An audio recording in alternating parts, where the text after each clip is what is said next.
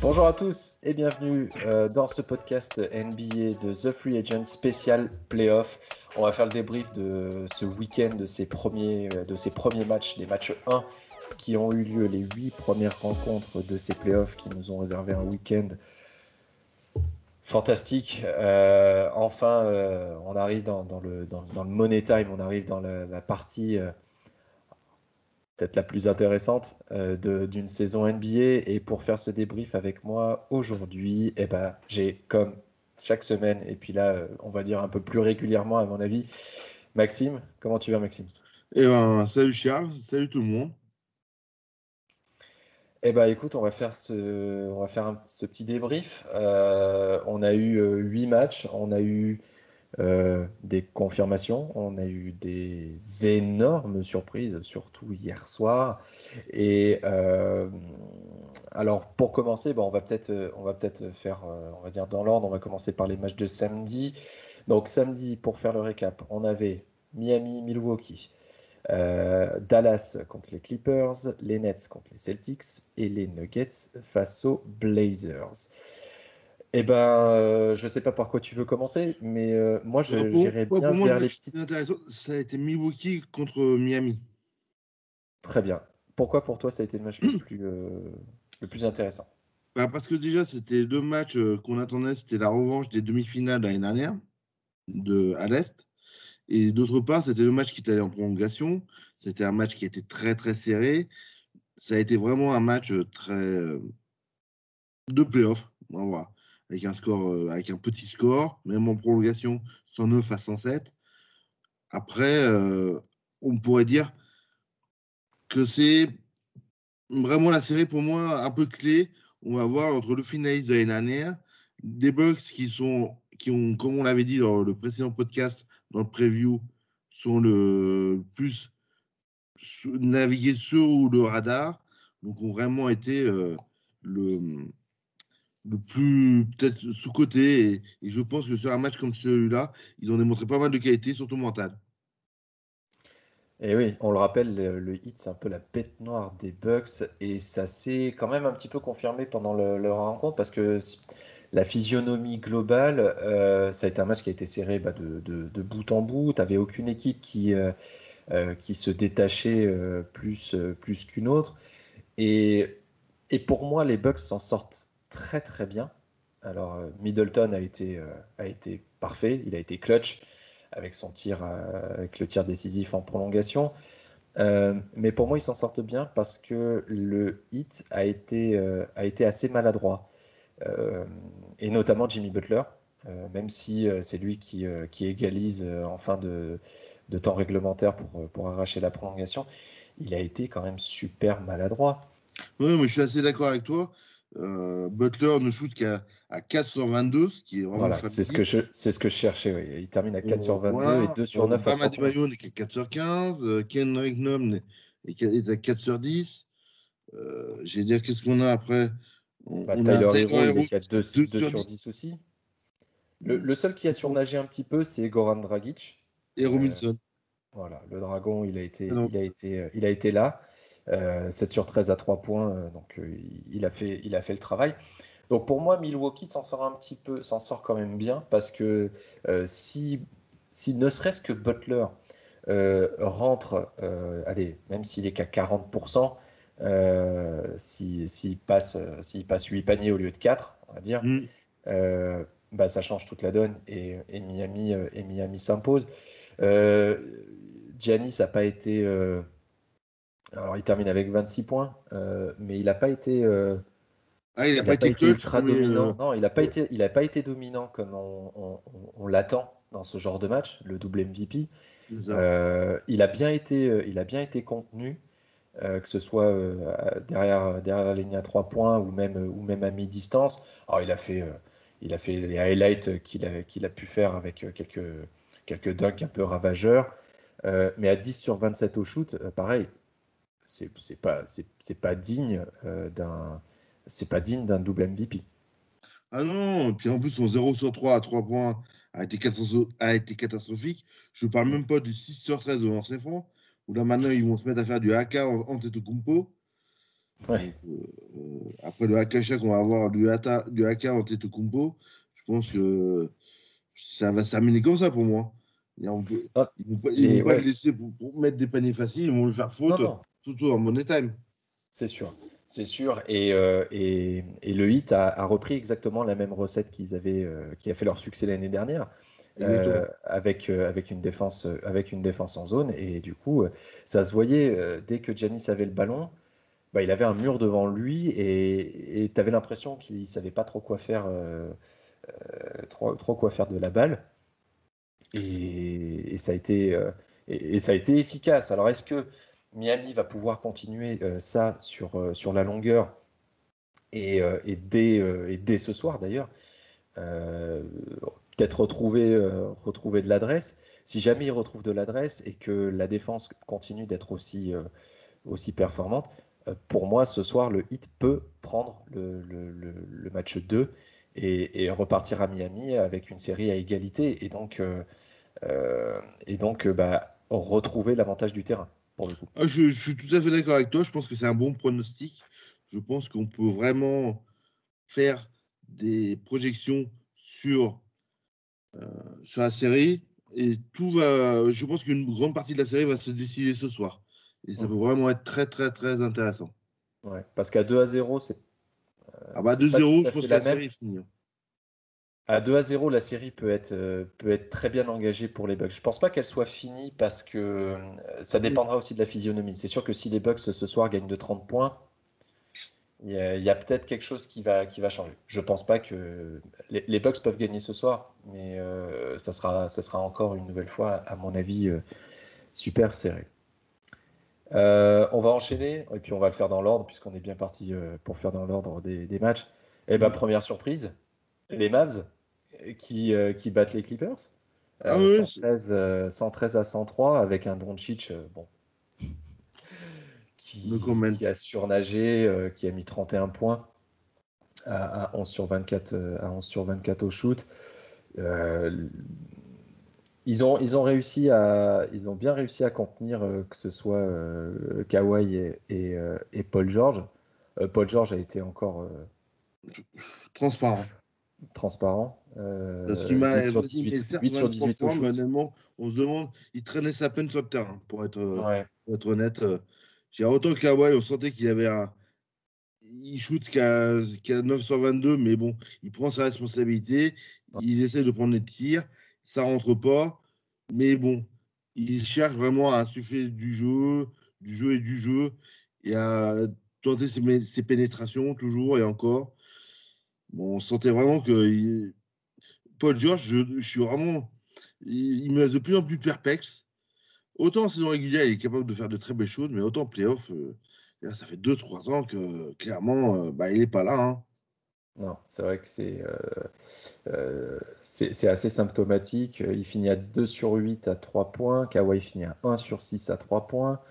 De manière générale, les Clippers terminent à 11 sur 40 à 3 points, ça fait 27,5%. Quand en face, tu as, les Mavericks qui terminent à 47,2% à 3 points, bah, clairement, ils ont perdu aussi le match sur leur adresse. Et, et- et- et les Mavericks ont joué comme une équipe.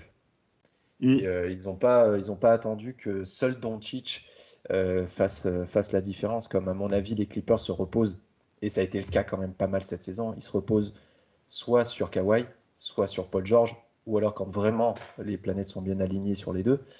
Euh, mais, euh, mais là, on a vu Doncic qui a su aussi faire jouer ses coéquipiers. Ah bah, il finit en triple-double, hein. Il finit en triple-double avec 11 passes décisives. Il a fait jouer Finney Smith, il a fait jouer Hardaway. Porzingis a été un petit peu en dedans, Oui, mais Je les ça, à trouve la un limite, peu on en pouvait retrait. s'attendre face à Zubac et, Ouais. et Ibaka. Mm. C'était vraiment le secteur où on savait que Porzingis allait souffrir. Ils l'ont forcé à jouer, à tirer extérieur. À prendre 5 tirs à 3 points. Bon, bon, c'est vrai qu'il a une habitude, il peut être un peu meilleur à 3 points, mais c'est un grand kicker à 3 points. Mais bon, là, Oui. il était pas dans un fauteuil, il n'avait pas des bons tirs. Bon. Non. Non, Après, c'est non. sûr que, comme tu disais, le collectif des Mavs, bah, c'est quand même 5 joueurs à plus de 10 points. Oui, c'est ça. C'est Et ça. T'as pratiquement 5 5 joueurs joueurs. à plus de 15 points au final. Ouais, avec Brunson qui, en sortie de banc, termine avec 15 points. Euh, et encore, sur le banc, tu as 3 joueurs qui terminent avec un zéro pointé en termes de points. Donc, l'apport du banc, c'est juste 23 points quand les Clippers, 10, 21, on est à 32 points. Donc là aussi, si on regarde sur la globalité, les Mavericks font une performance incroyable. Si en plus tu rajoutes un banc qui est capable de- d'apporter au scoring, là moi j'ai peur pour les Clippers que la série. Alors un sweep, j'ai quand même du mal à- à imaginer que les Mavericks gagnent 4-0. Mhm. Euh, mais la série est quand même super mal engagée pour les Clippers. Et là, Oui, mais je pense que les Clippers n'ont pas cet ascendant au Staples Center que peuvent avoir des Lakers, par exemple. ouais, ouais, non, c'est sûr. Ils n'ont pas cette C'est sûr. maîtrise à domicile et ils peuvent très bien aller prendre les deux chez les Mavs. Oui, à l'extérieur, il pourrait aller rééquilibrer la série. Maintenant, si le collectif des Mavericks continue sur cette lancée, je je donne pas cher de leur peau et un 4-1 ou un 4-2, ça me paraît pas déconnant pour cette série et de voir les Mavs réaliser un upset parce que pour le coup, c'est pas eux c'était pas eux les Hum, favoris. Et là, la tournure pourrait être différente. Les deux équipes se retrouvent mardi soir c'est ça. à 4h30 du matin. Donc ça sera c'est déjà un match décisif. Les Clippers sont déjà dos au mur pour moi. Après, on va être honnête, quelle que soit la série, toutes les équipes qui ont perdu le premier match Mm, à domicile sont déjà dans une situation critique.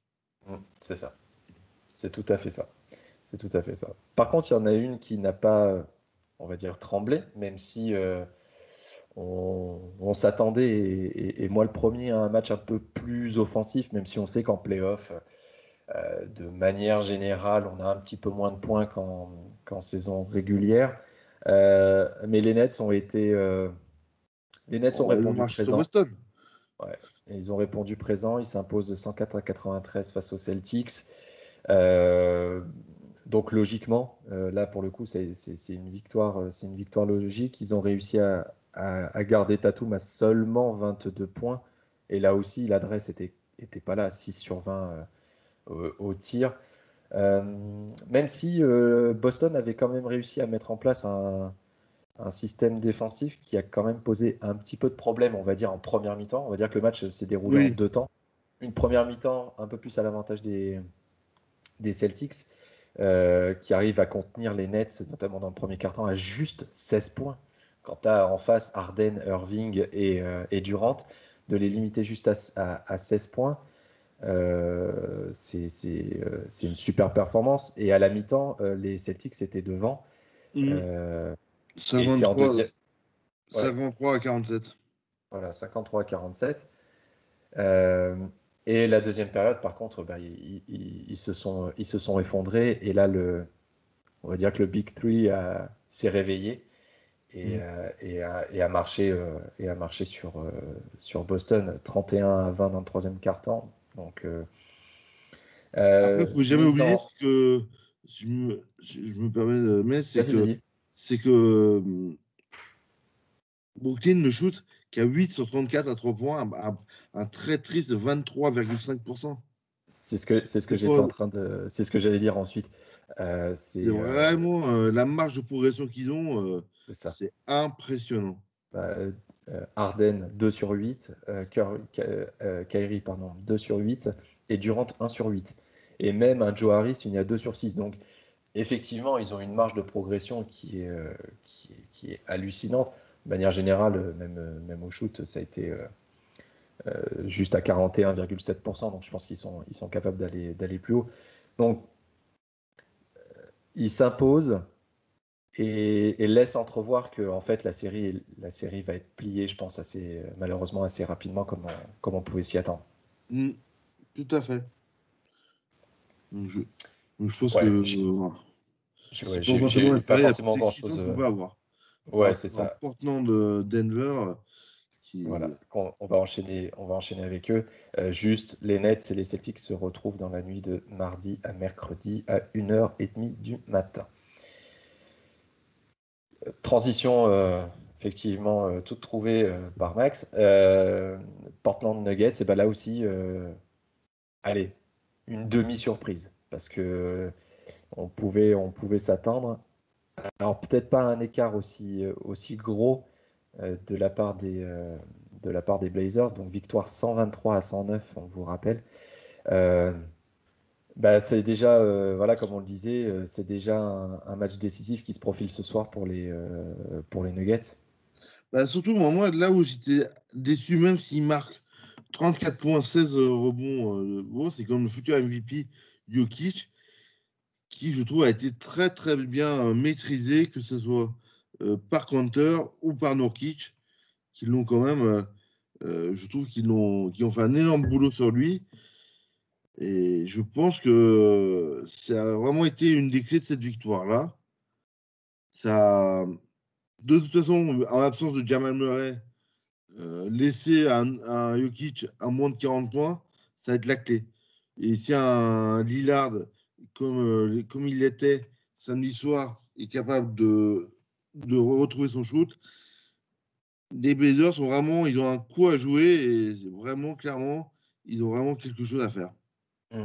Ouais, ouais. D'autant qu'en plus, je regarde, les Blazers n'ont joué qu'à 8. Oui. Voilà, donc ils ont en plus de la réserve, ils ont de la réserve derrière pour pouvoir pas reposer, mais peut-être apporter un petit peu plus au niveau du banc. Le banc, c'est 34 points d'apporter. Donc, il y a eu l'avantage est aussi venu du banc parce que le banc des Nuggets, par contre, c'est juste 20 points. C'est trop peu. C'est trop peu. On n'a pas vu Jamal McGee, entre autres. Ball Après, non on sait plus, très n'est bien pas rentré sur le terrain. oui. Après, je te dirais quelles que soient les équipes, on sait très bien que les rotations en playoff, c'est quand même beaucoup plus courtes, qu'on Oui, joue oui, sur oui, tout à fait. 7, 8, maximum, grand maximum 9 joueurs. Et Ouais. encore, 9 joueurs, c'est que si vraiment il y a un vrai écart, mais autrement, ça se joue sur un sixième, un septième, voire un huitième homme. Et surtout, c'est un rôle très défensif de maîtrise du match en sortie des titulaires et pas forcément des impact players, sauf dans certaines équipes, mais c'est assez rare quand même. Bon, chez les Nuggets, il y en a quand même un qui a fait un match plutôt correct. C'est Porter, encore une Mm. fois. Euh, 12 sur 21 au tir, dont un horrible 1 sur 10 à 3 points. Donc là aussi, lui aussi, il a de la marge de progression. Euh, on peut peut-être mettre ça pas sur l'enjeu, mais si, un petit peu quand même, non? Bah, pour moi, je suis assez d'accord avec toi. De toute façon, comme il est dans la liste des joueurs qui ont le plus progressé cette année. Mm. Et je pense qu'il a peut-être progressé, mais de là à devenir un joueur aussi important en playoff, c'est maintenant qu'on va voir vraiment son vrai niveau de jeu, j'ai envie de dire. Ouais. Donc clairement, peut-être sous la pression, sous l'effet de la défense de Portland, c'est comme ça qu'ils ont réussi à le faire des jeux aussi. Oui, parce qu'en l'absence de Jamal Murray, on attend aussi beaucoup plus de lui. Il avait réclamé aussi cette attention un peu plus particulière, on se souvient l'an dernier, où il voulait avoir plus le ballon. Bah, mon petit père, c'est maintenant qu'il faut que tu, c'est maintenant qu'il Mhm. faut que tu le montres. La fin de saison, effectivement, a été très bonne pour lui. depuis le All-Star Game, il a été très bon. Euh, moi, je pense que j'attends aussi un petit peu plus de Gordon Oui. pour son impact qu'il peut avoir dans la raquette avec son physique, son explosivité. Et il a un bon shoot aussi, normalement. Donc, ouais, tu vois, 7 sur 16 au shoot, je trouve ça un peu léger pour lui. Alors, il a joué que 28 minutes comparé aux autres qui sont à tous plus de 32. Donc là aussi, ne veut pas se faire sortir rapidement, il va falloir que Ah bah, autour de réaction Jokic, obligatoire. ouais, Il me semble si je regarde, il me semble qu'il joue cette nuit d'ailleurs, le match 2 est cette cette nuit. nuit. Cette nuit, ouais. Donc cette nuit, c'est réaction attendue et réaction obligatoire. Ça. Sinon, à 2-0, la série est super, super, super mal engagée. Déjà, un partout, je pense que la série est mal engagée. Mhm. Euh, mais bon, on sait qu'ils sont capables de comeback. Ils nous l'ont montré l'année dernière. Euh, mais il n'y a pas Jamal Murray Et ça change et, beaucoup et, de choses. Portland, ouais, ça change beaucoup de choses. Et à mon avis, si l'adresse continue à être là du côté de Portland, parce que ce sera clé, clairement, Portland sans adresse, ça va être compliqué. Mais si l'adresse continue à être là côté Trail Blazers, ce soir, ça peut être très Ah bah, intéressant. clairement, si Portland part à 2-0, la série, elle peut se jouer en 4 voire 5 matchs. Ouais, Parce ouais, ouais. qu'aller jouer au Moda C'est- Center avec le public, c'est Mm. pas la même paire de manches. Non. Et je pense que ça peut vraiment faire. On connaît le public de Portland, c'est un sixième homme en puissance. Ouais. Et on le sait, si les matchs sont très serrés, dans les dernières minutes, il faut Ça pas, tape euh, sur il faut pas Lillard. laisser, il faut pas laisser Damien Lillard trop avec le ballon parce que c'est Dame time et il l'a montré aussi là sur ce match 1. Donc non, ça peut être. Si les matchs restent serrés, ça va être à l'avantage de Portland à mon Je avis. pense aussi. Eh ben, on a fini samedi. On va passer à ce qui s'est passé hier soir. Donc Ouais. réaction presque à chaud Oui, c'est ça. à l'heure où on enregistre ce podcast. Premier match de la soirée, c'était les Sixers face aux Wizards. On s'attendait à un match facile pour les Sixers. Et ben, ça a été complètement l'inverse. Les Wizards sont sur leur lancée du play-in. On parle beaucoup de momentum quand on a fait les previews et tout ça. Bah là, Tout à très fait. clairement, c'est ce qui s'est passé. Ils sont dans une espèce de continuité du play-in et de leurs deux victoires, de leur victoire face aux Pacers. Et ils ont posé de sérieux problèmes, notamment en première mi-temps aux Sixers. Ils menaient d'un petit point à la mi-temps, je crois, 62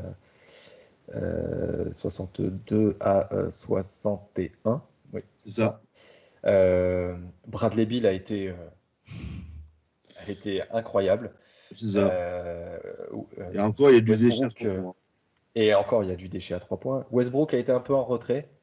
Euh, il finit que en double-double, C'est ça. à 16 points et 14 passes. Mais je Euh, pense que, personnellement, ce qui leur a manqué, c'est qu'ils sont devenus trop individuels, Bill oui. et Westbrook, en fin de match.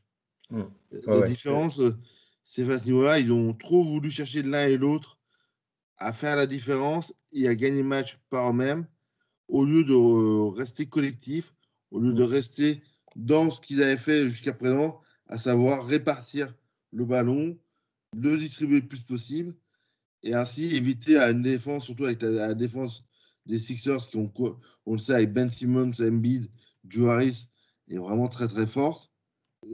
On peut se demander clairement si c'est pas le côté, les vieux démons de Bill et de Westbrook qui leur ont fait perdre le match. Bah, c'est ce qu'on a, c'est ce qu'on a écrit du coup, effectivement, même ce matin. Il y a eu un changement dans les systèmes de jeu en attaque. En première mi-temps, le ballon tournait beaucoup et effectivement, même si c'était Bradley Beal qui était à la conclusion, on ne cherchait pas systématiquement Bradley Beal. En deuxième période, les Wizards se sont concentrés sur de l'isolation. Bradley Beal remontait le ballon et c'était lui et lui seul qui allait terminer les paniers. Et comme l'adresse est devenue un peu plus compliquée, bah, très clairement, les Sixers en ont profité. Il y a eu beaucoup de pertes de balles aussi du côté Wizards. Euh, et les Sixers ont pris la mesure dans le troisième quart-temps, assez rapidement d'ailleurs, et parce qu'ils ont eu un joueur qui a surnagé, c'est Tobias Harris. C'est ça. Il termine meilleur marqueur du match avec 37 points, 15 sur 29 au shoot, 2 sur 5 à 3 points. Et puis il ajoute 6 rebonds et 2 passes. Il vient compléter un Embiid qui termine lui aussi à 30 points. Et j'ai envie de te dire que là, les Sixers terminent avec 125 points, mais Simmons termine juste avec 6 points. Dont un terrible 0 sur 6 au lancer franc. Oui, en plus. Alors, ok, il termine avec 15 rebonds, donc il est quand même en double-double, 15 rebonds et 15 passes. Ouais. Mais le petit 6 points au tir montre aussi que les Sixers ont eux Bah, aussi une marge de progression. ils ont sous Ils sont un pied. peu comme les Nets. Ils sont un peu comme les Nets où tu sens que ce premier match est un match de mise en route. Tout à fait. On se remet en jambe parce que ça faisait plus d'une semaine, ça faisait une semaine qu'ils n'avaient pas joué. Donc on se remet en jambe petit à petit. Ils ont mis une mi-temps à se mettre en place. Et là, on sent que si tout le monde continue à jouer de la même manière, ça va être difficile pour Washington, surtout s'ils continuent à jouer. Alors ça m'étonne, à mon avis, je pense euh, que le coach des Wizards va régler ça. Mais s'ils continuent à ne jouer que avec Bradley Beal ou Westbrook en isolation, là, les Sixers vont Bah, ils faire sont morts. Hein. c'est du pain béni pour les Sixers, avec soit un Ben Simmons, alors un Ben Simmons en premier rideau, et derrière, bah, tu te tapes Joel Embiid pour un contre potentiel. C'est ça. Bon, voilà. Bah, de toute façon, moi j'avais annoncé un sweep hein, pour moi des Sixers. Hein, Ouais. Ouais. On peut en prendre le chemin. je pense. Si les Mais Sixers font les mêmes troisième et quatrième cartons sur les prochains matchs, c'est ça. ça me paraît difficile pour Washington d'aller chercher quoi que ce soit dans cette série. Prochain match, mercredi soir, Mercredi à jeudi, je crois. dans la nuit de mercredi à jeudi à 1h du matin. Philadelphie, bien entendu, est encore largement favori. Et à mon avis, on peut s'attendre peut-être à un match un peu plus complet de Ben Simmons, C'est ça. notamment au shoot. On continue et avec l'affiche que tout le monde attendait hein, entre les Suns et les Lakers. Et puis bah, en fait, il n'y a pas eu match du tout. Les Suns ont été au-dessus. Les Lakers n'ont pas existé. Anthony Davis a été transparent. André Drummond, j'en parle même pas. André qui? Oui, voilà, Dédé, il s'appelle. C'est Ouais. Dédé. Dédé, il est resté au bar du Staples Center, je crois. Alors, c'était pas au Staples Center, c'était à Oui, Phoenix. et oui, justement. Je crois qu'il est resté à Los Angeles hier soir. Il est resté à Los Angeles. Euh, Par contre, moi, plutôt que j'essaie d'être plutôt positif, et donc Oui, bien plutôt que sûr. de dire ce qui va pas, j'aimerais dire ce qui est allé dans ce match, et notamment pour les Suns, avec Devin Booker, avec DeAndre Ayton, qui ont fait tous les deux un match parfait. Mm, tout à fait. Ils ont fait un match parfait. Ayton a été plutôt tranquille dans la raquette. Il a Oh, été, légèrement. Mm. c'était un peu les journées Légèrement portes régalé. ouvertes. Ouais, c'était un peu porte ouverte. Et pourtant, les deux, c'était leur première participation au playoff. Mm. Donc, si on rentre un petit peu dans les stats, parce qu'on sait que les Américains adorent les stats, euh, Devin Booker, il est impliqué dans 53 des 99 points. Donc, dans plus de la moitié des points, c'est grâce à Booker, que ce soit via lui via ses points ou via les passes décisives. C'est le 5e plus haut total pour un joueur pour ses débuts en playoff. Voilà. Et puis en plus, Voilà. il ne faut pas Ça oublier place un aussi peu qu'on a eu très peur pour Chris Paul qui fait une très mauvaise chute. Oh là là, mais J'étais j'étais comme un fou. qui sur le coup. Je me suis dit, quand je l'ai vu par terre, La série est finie. je crois que j'ai écrit un oh non, mais c'est pas possible. Et là, je crois que ma femme qui était à côté de moi m'a regardé, elle m'a dit qu'est-ce qui se passe? Je dis Chris Paul est par terre, Chris Paul est par terre. Le mec maudit en playoff. Heureusement, il revient. Donc ça veut dire que c'était pas trop grave, mais on a senti qu'après, bah, il était plus vraiment là. Non. Je sais pas si tu as eu cette Oui, impression-là. oui. Et je Et pense il a perdu qu'il pas a mal de été choqué. Je ballons. pense qu'il a vraiment eu peur. C'est Ouais, vraiment je fait pense peur. qu'il a eu. Ouais. Il a perdu beaucoup de ballons. On a senti que voilà, il avait envie de toucher. Il avait envie de toucher le ballon. Il avait envie de retrouver le contact avec la balle. Il termine avec juste 7 points. Donc Oui. 7 voilà. points, que On 8 sent qu'il a passes, peut-être ce pas qui n'est pas voulu. énorme. Ouais, voilà. Il a pas voulu peut-être trop en faire. De peur de se faire peut-être un peu plus mal et d'attendre de voir si c'était pas si grave que ça. C'est ça. Euh, et si on revient sur DeAndre Ayton, Voilà. euh, c'est 10 le sur 11. premier joueur, c'est le premier joueur depuis Connie Hawkins en 1970 à enregistrer au moins 20 points et 10 rebonds pour ses débuts en playoff. Donc il termine avec 21 points et 11 rebonds. Et 16. Mais il a été. Voilà. Pardon, oui, 16 rebonds. 16 rebonds. Je vais changer ça tout de suite parce que je dis ça sur l'article qu'on a écrit ce matin. Avec 16 rebonds, il a été parfait. Il a été parfait dans la raquette. Bon, globalement, c'est pas un match où les équipes ont été ultra à droite. Non. Il y a eu, Mais bon, en même temps, du coup, c'était bah, vraiment c'est un match de playoff. Donc, les défenses, en plus, on est face à la deuxième meilleure oui, défense de la ligue c'est ça. avec les Lakers. J'allais dire, ouais, le niveau des playoffs, c'est pas un vrai match de playoffs, c'est plus un Lakers Suns qu'un Sixers Wizards au niveau du scoring, à mes yeux. Non, non, mais c'était sûr, on pouvait s'y attendre. C'est deux équipes qui ont un rythme de jeu plutôt lent cette saison. Euh, Effectivement, meilleure défense pour les Lakers. Alors, les Lakers n'encaissent que 99 points, Mm. ce qui est très bien parce que les Suns, on pouvait s'attendre à ce que. Et c'est ce que notre équipe betting avait prédit, avait vu aussi un match un peu plus enlevé de manière en attaque. Bon, l'adresse n'était pas là, donc effectivement, ça pouvait que déboucher sur un petit match. Mais côté Lakers, c'est bon. Je pense pas que ce soit si préoccupant que ça, parce qu'il y a LeBron James, parce qu'il y a Anthony Davis et que les grands joueurs font rarement deux matchs de suite euh, mauvais. Mm. Davis c'est 13 points et LeBron c'est 18. C'est On ça. sait que tous les Ils n'ont deux pas ils du peuvent tout. terminer à 30 points assez facilement. Voilà. Donc, pour moi, mais je pense que le collectif des Suns a vraiment, moi, sur ce que j'ai vu, a vraiment été impressionnant pour moi. Et je pense que c'est vraiment. Et les Lakers, qu'on veut ou non, j'ai pas l'impression que ce soit vraiment une équipe, quoi.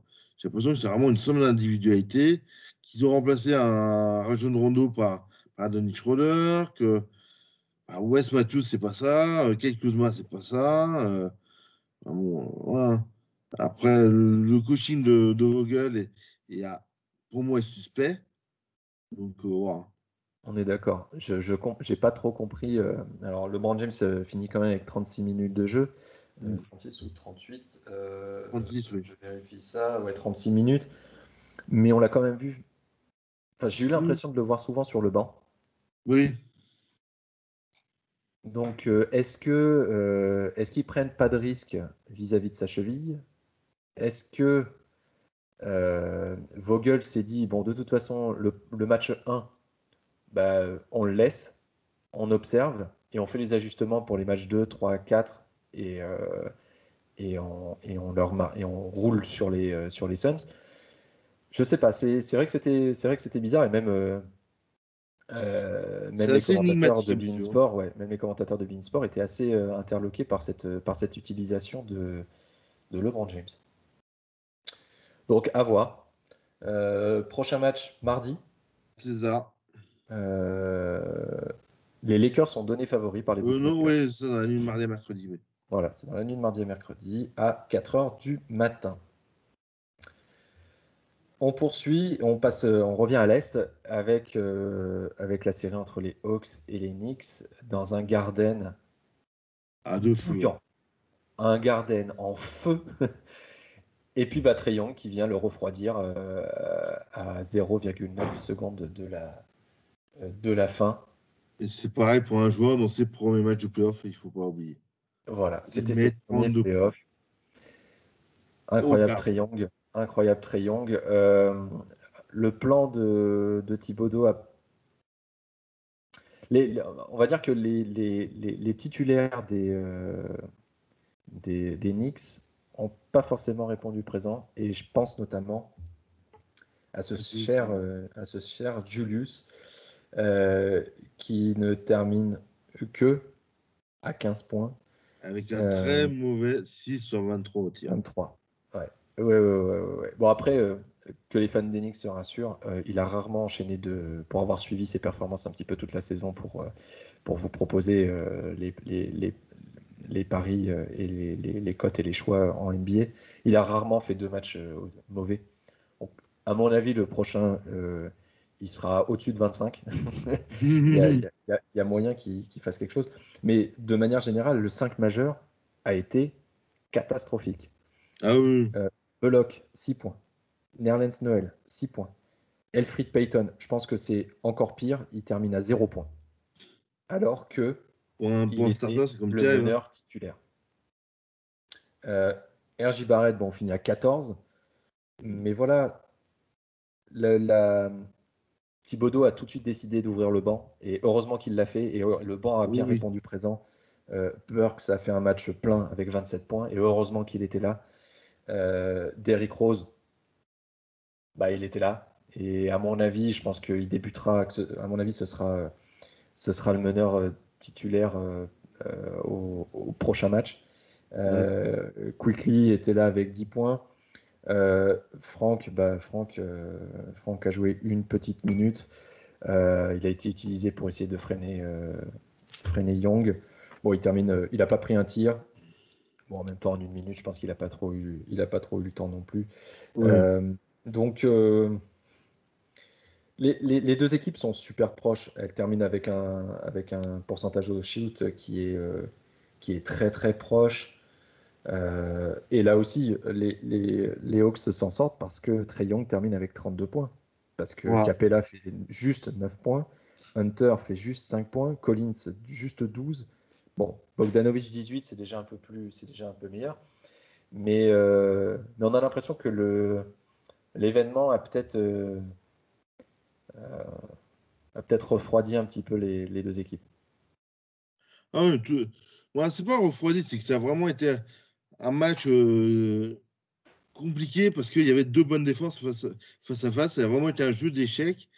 Et je trouve personnellement que ce que je pense, ce que malheureusement j'avais peur pour les Knicks, c'est produit, à savoir que ils n'ont pas un franchise player qui va être capable de faire vraiment la différence dans les moments clutch. Randall a vraiment a manqué. Je trouvais il est passé un peu à côté de son match au niveau de l'agressivité, au niveau de l'intensité dans le jeu. Alors qu'Artre Young, il a multiplié les drives, il était virevoltant. Je veux dire, voilà. Trae Young, il a dit, je prends le match sur mes épaules et on y va. Et je pense qu'il a emmené toute l'équipe avec lui. Et c'est vraiment une nouvelle fois. Moi, non seulement je suis impressionné, mais en plus, je me suis régalé. Ah bah, une ambiance pareille au Garden, ça faisait bien longtemps que. Et même Oh, de manière générale sur toutes ces playoffs, de revoir autant de public, ça fait vraiment, vraiment du bien. et Et c'est ils pas ont fini. répondu présent. Le public a vraiment répondu présent. Ouais, en plus, Trae Young, je pense qu'il il a été un petit peu motivé. Il a été conspué toute la rencontre par le Garden. Et il le dit même en interview d'après-match en disant que il aurait bien voulu. C'est dommage que le bruit se soit éteint, parce que ce soit arrêté, parce que bah, il voulait continuer à entendre Mhm. les insultes qui pleuvaient des gradins du Garden. Donc, à mon avis, une bonne source de motivation pour lui. Et j'ai très hâte du match 2. J'ai déjà très très hâte du match 2 parce que on attend. Ça va être Ah, l'ambiance. ça va être bouillant, hein. Young va être conspué à nouveau. Ça va être un enfer pour lui. Ouais, pour moi, c'est génial ce genre d'ambiance. C'est vraiment. On retrouve non plus le showtime à la NBA, mais on trouve vraiment les supporters. Et c'est vraiment. Bon, c'est vrai qu'ils ont la salle, mais ils ont pas forcément eu l'équipe durant toute leur histoire, les Knicks. Mais je trouve que c'est vraiment c'est une salle qui est mythique. Voilà, moi, pour l'avoir visité, c'est quelque chose de. C'est un temple. Ouais. C'est un temple Ouais, du ouais. sport. Voilà. J'ai aussi eu la chance d'aller voir un match au Garden et un match serré en plus à l'époque face aux Raptors, je me souviens. Et le quatrième quart-temps ça avait été un truc de folie, tout le monde debout. Donc ça sera peut-être un avantage au final pour eux sur la série en tant que telle. Et vraiment, vraiment, un match 7 au Garden. S'il vous plaît, les deux équipes, allez jusqu'au match 7 C'est ça. parce que on attend que ça. Ah ouais. Et que le Garden explose ou qu'il soit totalement. Bon, qu'il explose à 30 secondes à la fin et derrière qu'il soit refroidi comme hier soir, ça reste quand même.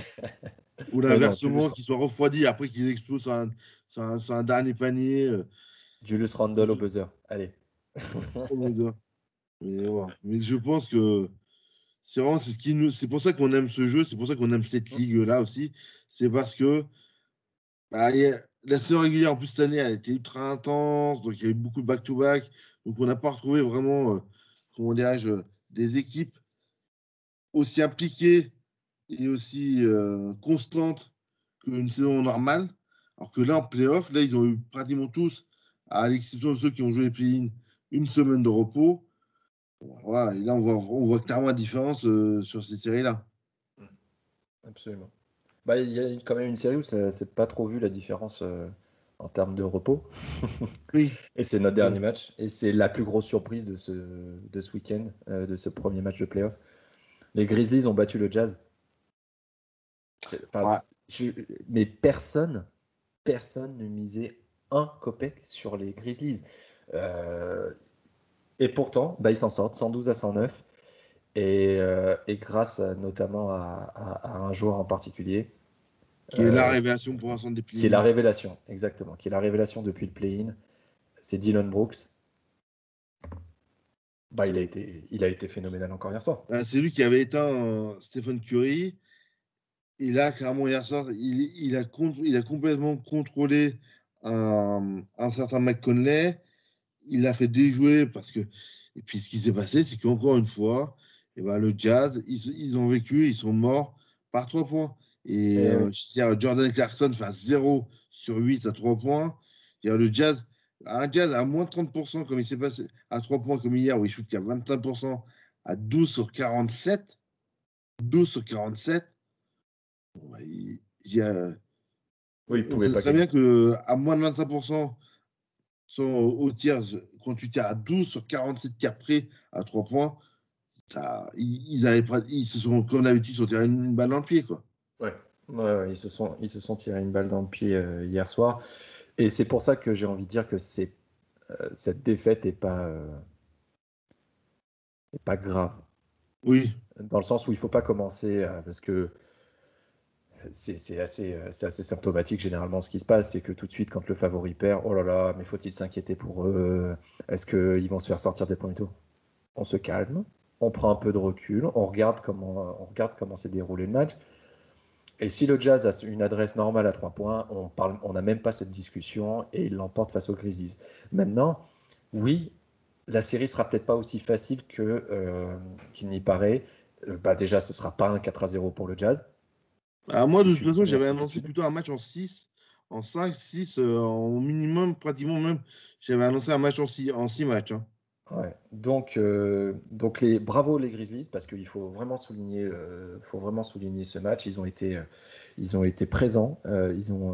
Dylan Brooks, comme on l'a dit, il termine avec 31 points. Ja Morant finit avec 26 points. Valanciunas, 15 points et 12 rebonds.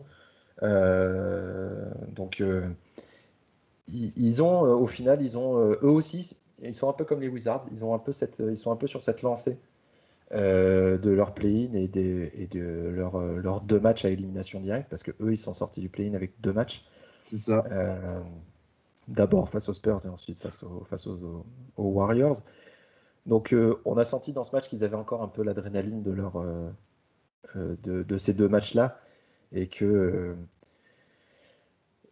bah, cette adrénaline-là les a poussés à réussir à dominer le Jazz. Bah, Bon. clairement, puis je pense que ce qui a fait aussi la différence, c'est qu'on voit le nom, c'est l'absence de Donovan Mitchell hier. Ouais, ouais. Il a été laissé au repos au final par la franchise qui, à mon avis, prend pas trop de risques. Et, euh, et je pense que c'est aussi révélateur de certaines certitudes qu'ils peuvent avoir. C'est ça. Euh, une équipe qui arrive à se priver d'un joueur aussi important que Donovan Mitchell peut l'être pour le Jazz, c'est que, à mon avis, ils sont aussi très sûrs de leur collectif, très sûrs de leur force. Et que, bon, bah, même si on perd le match 1, bah, Donovan peut revenir pour le match 2. A priori, ça devrait être le cas. Euh, L'adresse va revenir aussi, parce que là aussi, ils ne referont pas un deuxième match de suite, à mon avis, à 25% à 3 points. Euh, donc ils sont sûrs de leur force et ils devraient s'en sortir aussi pour le match 2. Tout à fait. Donc, Bon, et ben, voilà. je sais pas, oui, tu voulais peut-être rajouter quelque Non, chose. non, non, je pense que les playoffs sont très bien engagés et c'est C'est très vraiment bien très engagé. excitant pratiquement dans toutes les séries, on va dire.